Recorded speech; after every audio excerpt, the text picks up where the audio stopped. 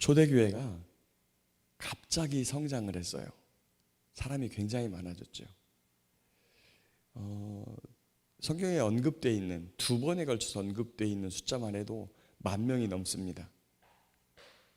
그러니까 그 외에도 얼마나 많이 있을까 싶습니다. 초대교회가 그렇게 급격하게 성장하고 나니까 사람이 모인 곳에는 여러분, 아무리 예수님을 믿는 사람들이 모여도, 하나님을 잘 섬기는 사람들이 모여도 그 공동체 안에 항상 문제가 있습니다. 애굽에서 나온 히브리인 공동체, 광야에 있는 그 이스라엘 공동체가 모여도 거기도 다툼과 싸움이 있어서 늘 모세가 재판하느라고 굉장히 애를 먹었죠. 장인이 왔는데, 그리고 모세의 처와 아들들이 왔는데 그 아들들과 잠시도 같이 식사할 겨를도 없이 하루 종일 재판하고 있으니까 모세의 장인이 모세에게 그렇게 하다가는 이 백성들이 지쳐 죽겠다. 또 재판하러 왔는데 앞에 있는 사건을 심리하다 보니까 뒤에 줄 쭉 서 있는 사람, 오늘 끝났어, 들어가세요, 내일 오세요. 아니 뭐 여태까지 기다렸는데 끝납니까? 막 이렇게 그런 모세를 보면서 이 모세의 장인이 그렇게 하지 말고 능력 있는 사람들, 하나님을 두려워하고 그리고 더러운 이익을 탐하지 않는 그러한 사람들을 골라가지고 세워서 그들로 하여금 10부장, 50부장, 100부장, 1000부장을 세워놓고 이렇게 재판을 해라. 10부장이 못하면 50부장이, 50부장이 못하겠는 건 100부장이, 100부장이 못하겠는 건 1000부장이, 1000부장이 그래도 못하는 건 맨 마지막에 이제 모세가 그 나머지 것들만 심리하면 되도록, 이게 이제 훗날 왕의 제도로 가는 거예요. 그래서 그 가장 위에 높이 앉아있는 왕이 해야 되는 일이 뭐냐면 선악을 구별하고 그리고 백성들을 제대로 이렇게 치리하도록 하는, 그 자기의 직임을 가장 잘 깨달았던 사람이 솔로몬입니다. 그래서 솔로몬이 그렇게 구하죠. 제가 듣는 마음을 저에게 주사 선악을 깨닫게 하시고 이 백성을 재판할 수 있도록 하나님께 지혜를 구했던 왕이 솔로몬이에요. 자, 문제가 있는 공동체 안에 그것을 해결하기 위해서는 좋은 일꾼들을 세우는 것이 매우 중요합니다. 그래야 그들이 뇌물을 받지 않고 재판을 하고 그리고 자기의 사사로운 이익을 챙기는 게 아니라 공의롭고 정의로운 마음, 또 하나님을 경외하는 마음으로 이 공동체 안에 있는 사람들을 잘 보살피게 돼 있죠. 오늘 우리가 읽은 6장에서는 급격하게 성장한 초대교회의 문제가, 어떤 문제가 퍼졌냐면 구제 문제로 문제가 드러났습니다. 거기 보니까 제자가 더 많아졌는데 헬라파 유대인들이 매일 구제를 해요. 그러니까 어렵고 힘든 사람들을 교회가 도와주기로 결정하고 그들에게 무언가를 좀 공급하는 일을 했는데, 그때 헬라파 유대인들이 자꾸 명단에서 누락되는 거예요. 그 왜 그러냐면 아무래도 사정을 잘 알고 있는 사람들 편에 이 이야기를 하게 되니까. 그리고 지금 12사도가 있는데요, 사도 베드로, 요한, 야고보, 이 사람들이 주로 어디 사람들이에요? 히브리 사람인데 히브리 사람 중에서도 주로 갈릴리인들이란 말이죠. 그러면 우리가 이렇게 공동체 안에서 생활할 때 똑같이 저희 지금 대덕교회 공동체가 교회를 잘 못 나오시는 분들까지 다 합치더라도 한 80명, 90명 정도밖에 안 되거든요. 교회를 성실히 나오시는 분들은 한 50명 정도 되시고, 그러면 그럼에도 불구하고 그 중에 이렇게 무슨 일이 있을 때 저한테 쉽게 말을 전하는 사람이 있는 반면에 저한테 직접 말씀을 못하고 애둘러서 이렇게 돌려갖고 말을 하시는 분이 계세요. 그런데 그것도 자기하고 잘 알고 마음이 통하는 사람에게나 말을 해가지고 이렇게 돌려 들어오거든요. 이 조그마한 공동체에서도. 그런데 지금 예루살렘 공동체가 10,000명이 넘어요, 사람이. 그러니 그 사정이 제자들에게 들어오는 사람도 있고 안 들어오는 사람도 있어요. 그리고 또한 교회 재정도, 교회 재정이 무한하면 별 문제 없습니다. 무한하다고 하면 그냥 다 말하는 대로 다 주면 돼요. 근데 항상 교회의 재정은 빠듯합니다. 빠듯하고 부족한 상태에 있어요. 그걸 가지고 효과적으로 사람들을 돌보고 그리고 공동체 안에 있는 인원들에게 이것들을 잘 나누어 주기 위해서는 누군가가 어떤 사정과 원인을 이야기하면 조심스럽게 그 부분을 잘 살피고 이것이 진짜 맞는지 안 맞는지, 우리가 해야 되는지 안 해야 되는지를 자세하게 살피거든요. 근데 그러다 보니까 누가 주로 구제 대상이 되느냐? 히브리파 유대인들이 구제가 돼요. 구제 대상에 선정이 되는 겁니다. 그러고 보니까 헬라파 유대인들이 그 부분에 대해서 조금 불만을 가지게 됩니다. 이게 교회의 문제점으로 대두가 됐습니다. 자, 이때 이제 어떻게 문제를 해결하느냐? 자, 일꾼을 세우는 것으로 문제를 해결하기로 했습니다.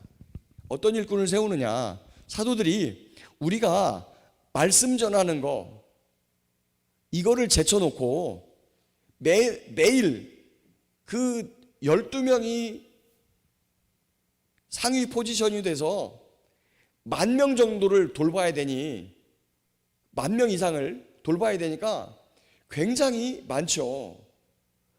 사람별로 따지면 얼마나 돼요? 한 사람당 1,000명 정도를 돌봐야 되는 일이거든요, 이 일이. 그래서 이제 사람을 세우기로 결정을 합니다. 그래서 3절에 너희 가운데서 성령과 지혜가 충만하여 칭찬받는 사람 7을 택하라. 우리가 이 일을 그들에게 맡기고 구제하는 일들을 그들에게 맡기겠다. 그런데 그들에게 뭐가 필요하냐? 성령과 지혜가 충만하여 사람들에게 칭찬받는 사람을 택하라고 했습니다. 과거 애굽에서 나온 이스라엘 공동체가 백성들을 재판하기 위해서 능력 있는 자들, 곧 여호와를 두려워하고 경외하며 또 더러운 이익을 미워하는 그런 사람을 능력 있는 자들로 뽑아가지고 그 백성들을 재판하는 자리에 세웠듯이 이 구제하는 일도 교회에서 일꾼이 되기 위해서는 성령과 지혜가 충만하여 칭찬받는 사람을 택하라. 이게 조건이었어요. 여러분, 지금도 교회에서 일꾼을 제대로 세워야지 일꾼을 잘못 세우면 제가 이야기하죠.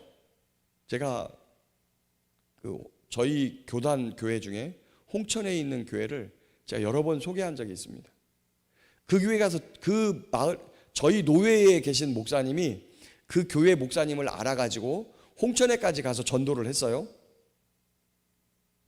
그랬는데 가서 전도를 하니까 그 마을 사람들이 뭐라고 대답을 하냐면, 여기 어떤 교회 가라고요? 그 교회에서 나왔어요? 그러니까 저희는 이제 저기 진천에 있는 교회인데 오늘 전도하러 나왔습니다. 예, 그 교회에 다니시라고 저희가 전도하는 겁니다. 그랬더니 그 마을 사람들이 뭐라고 말하느냐? 그 교회 누구 장로 있죠? 아이고, 그 인간 보기 싫어서 우리들 교회 안 가요. 이러더라는 거예요. 결국에 그분이 자기 마음에 안 드는 목회자가 생기고 자기를 문제 삼는 목회자가 생기면 쫓아내버려요. 그 교회에 그 장로, 딸, 사위 11조 하는 사람 7명인가가 그 장로 집 가정이에요. 그래가지고 목사도 잡고 흔들어. 이거를 교회에서만 문제가 생기는 게 아니고 동네 사람들도 다 안다는 거예요. 그리고 교회에서 그 정도 할 정도면 동네에서도 인격이 다 드러나는 거죠. 동네에서도. 그리고 동네 사람들이 뭐라 그러냐, 내가 그 인간 보기 싫어서 교회 안 가는 거예요, 이러더라는 거예요. 여러분, 그 정도쯤 되면 직분이 그 장로에게는 저주입니다. 저주. 결국에 나중에 이 교회 식사를 준비하면서 본인 농사 짓는 거를 갖다가 이렇게 하면서 그걸 값을 다 쳤어요. 다 쳐가지고 교회에다가 갖다가 주면서 이 식사 준비를 하게 했습니다. 근데 그거를 매주마다 20만 원 이상 빼간 거예요, 교회 돈을. 나중에 목사님이 그걸 알고서 그걸 문제 삼았더니 목사 쫓아내자고 또 우원이 해가지고 그렇게 해가지고 교회가 잘라져 가지고 인근에 나가서 개척을 또 했어요. 여러분, 그쯤 되면 정말 이건 교회 일꾼으로 세워진 게 그 사람에게는 저주거리입니다.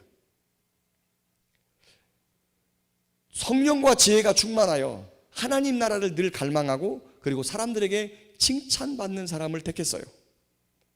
거기에다가 대고 그 사람 7의 명단을 보겠습니다. 5절에 스데반, 빌립, 브로고로, 니가노르, 디몬, 바메나, 안디옥 사람 니골라, 이 7명이 이 이름을 분석한 결과 우리는 이 이름이 히브리 이름인지 헬라식 이름인지를 모르지만 이 이름이 전부 다 헬라식 이름이라는 거예요. 다시 말하면 히브리파 유대인들이 구제에 빠진다고 하니까 전부 다 헬라파 쪽 사람들 7명을 택해가지고 교회의 일꾼으로 세워놨어요.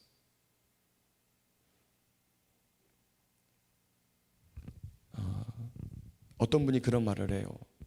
여러분, 힘이 없는 사람이 평화하자 그러면 평화가 돼요, 안 돼요? 안 돼요, 여러분. 힘 가진 사람이 평화하자 그래야 평화가 되는 거예요. 그런데 교회 안에서 재정을 맡고 있는 그 일을 누구에게 다 주느냐? 힘들다고, 그 문제 때문에 우리가 어려움을 당한다고, 우리가 소외되고 있다고 말하는 사람들에게 다 맡기는 거예요, 그냥.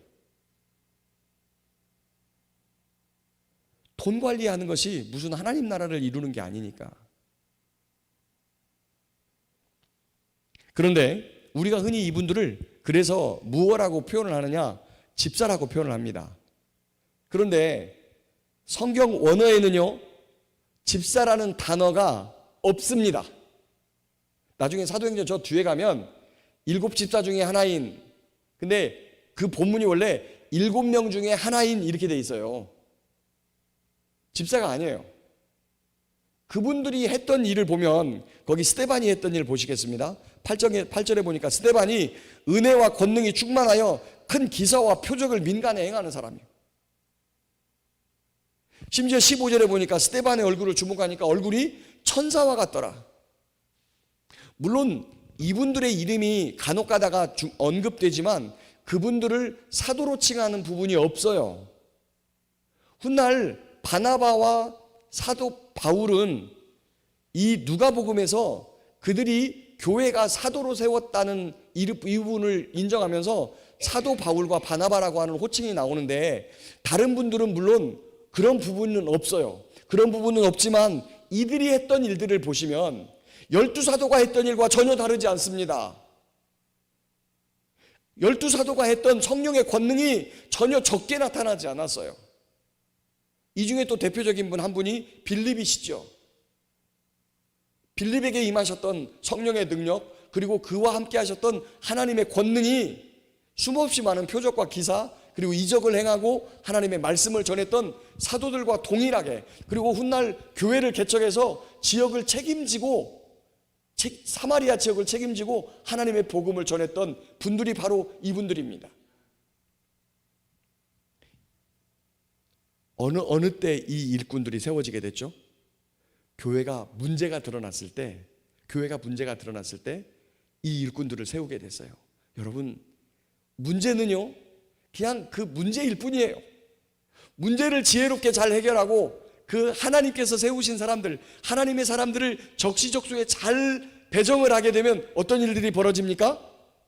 놀라운 권능과 능력이 나타나고 더욱이 교회가 더 성장하고 그 안에서 성숙되어져가는 아름다운 일들이 나오게 되는 거예요. 그리고 그 세움을 받은 일꾼들이 성령과 지혜가 충만하여 사람들에게 칭찬받는 사람이라면 더욱더 하나님 아버지께 영광이 되고 교회의 덕이 되는 놀라운 일들이 벌어지죠. 저희 대덕교회가 문제가 먼저 벌어졌을 때 그 문제를 문제로 보지 않고 좋은 사람들을 일꾼으로 세움으로 말미암아 교회가 더욱더 성장되어지는 놀라운 은혜가 있기를 소망합니다. 또한 세우심을 받은 일꾼들이 그 직분을 성령과 지혜가 충만하여 사람들에게 칭찬받는 사람을 세웠을 뿐 아니라 그 사람들이 더욱더 기도하고 성령의 능력으로 복음을 전할 때 하나님의 권능과 은혜가 드러나고 복음이 더욱더 흥왕하게 되는 놀라운 역사가 드러나게 되었습니다. 저희 대덕교회가 이런 일꾼들이 많아지고 세워지며 또한 그 일꾼들이 충성을 다하여 이렇게 아름다운 교회 그리고 복된 은혜가 드러나는 영광스러운 일꾼들이 다 될 수 있기를 예수님의 이름으로 축복합니다. 아멘.